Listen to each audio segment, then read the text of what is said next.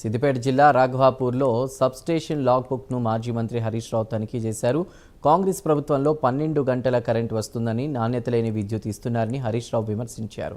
ఇక 24 గంటల కరెంటు ఎక్కడా రైతులకు ఇవ్వడం లేదని, రైతుల మీద రేవంత్ రెడ్డి కక్ష పెంచుకున్నారని ఆరోపించారు. రివ్యూ చేసి నాణ్యమైన విద్యుత్ ఇవ్వాలని ప్రభుత్వాన్ని హరీష్ రావు డిమాండ్ చేశారు.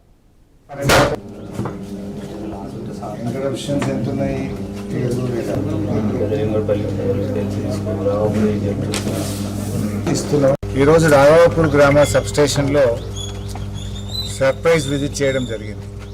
ముఖ్యంగా రాఘవాపూర్ గ్రామ రైతులు మాకు నాణ్యమైన కరెంట్ రావడం లేదని, గతంలో 20 నుంచి 24 గంటల కరెంట్ వచ్చేది.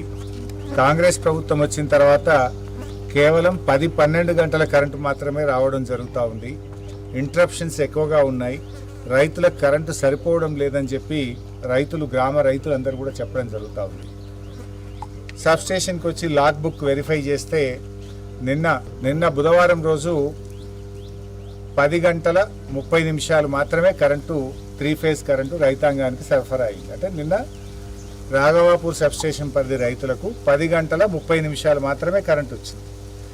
ఇలా రేవంత్ రెడ్డి ప్రభుత్వం చెప్తున్నదేమో 24 గంటల కరెంటు ఇస్తున్నామని, కానీ రైతులకు నిన్న బుధవారం రోజు ఎంతసేపు కరెంటు వచ్చిందంటే 10:30 గంటల కరెంటు మాత్రమే వచ్చింది. ఒకవైపు కాళేశ్వరం ప్రాజెక్టుతో మా మల్లన్న సాగర్ నింపక, మా రంగనాయక సాగర్ నింపకపోవడం వల్ల రాఘవాపురం పెద్ద చెరువుకు ఇవాళ నీళ్లు రాలేదు. నీళ్లు నింపగలిగే అవకాశం ఉండి కూడా ఈ ప్రభుత్వం ఉద్దేశపూర్వకంగా నిర్లక్ష్యం చేసి